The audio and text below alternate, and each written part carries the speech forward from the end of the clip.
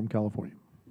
Madam Secretary, it's a shame that this is your last appearance before our committee, and I would have thought that your last appearance would be a chance for us to review your outstanding record as one of our great Secretaries of State, whether it be leading efforts to enforce sanctions on Iran, your work supporting women's rights around the world, engaging with civil society, and restoring and maintaining American influence in a very difficult era.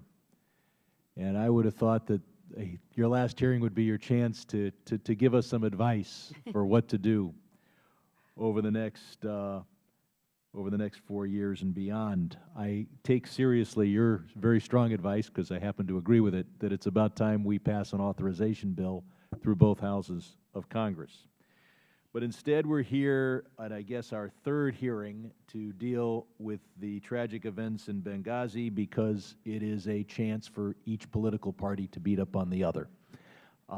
We can talk about how Republicans didn't provide you with resources. We can talk about the administration inside the State Department. So I would hope that maybe we'd get you to come back again. I realize that would be gratis. You wouldn't even be on the government payroll at that time, and do the hearing that I'd like to have, which is getting your input on the bigger issues of foreign policy. Ultimately, the security of our diplomats depends on the host country. This is all a discussion about, well, there might have been 5 security people on the ground, and if only there had been more funding, more deployment, this cable, that cable, maybe there would have been 8 or 9 security people on the ground, which might have led to more protection, might have led to more casualties.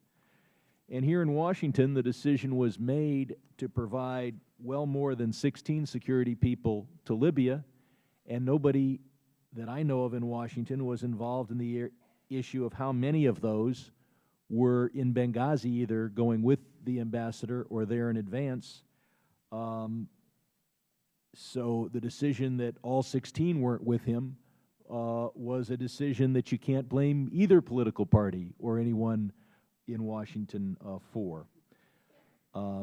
Ultimately, all we can have at our embassies is enough to stave off a militant attack for a few hours.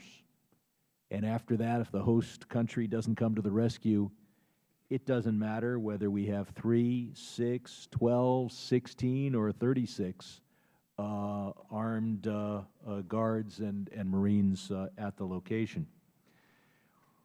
One aspect of protecting our diplomats in the future is bringing to justice the criminals who did this time. We did a lot for the people of Libya. We did a lot for those who are now ruling Libya. How would you appraise their efforts to cooperate with us in the investigation? And does this Libyan government have the will and the capacity to arrest suspects involved? And of course, will and capacity tend to go with each other. I think they would have to, at minimum, strain their capacity to try to arrest powerful armed elements in the eastern part of the country. And I don't know if they have the, even if they have the will to use that capacity. So, can you tell us after the attack, and now that we're trying to bring these culprits to justice, what do you think of the Libyan government?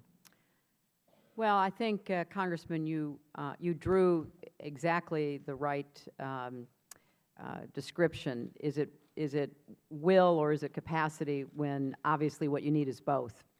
I have found the Libyan officials to be willing but without capacity. And part of our challenge is to help them build greater capacity, because now it's about them. You know, it's not only about what happened to us in Benghazi, which every official in the Libyan government was deeply upset about, but they have their own problems now. They're having leaders attacked and assassinated on a regular basis. So we have to do more to help them build up their security capacity. And again, I would ask this committee to work with us. There are holds on a lot of the the security funding that would go to Libya to assist them in building capacity. There are those I know in the Congress who say, look, Libya is a wealthy nation.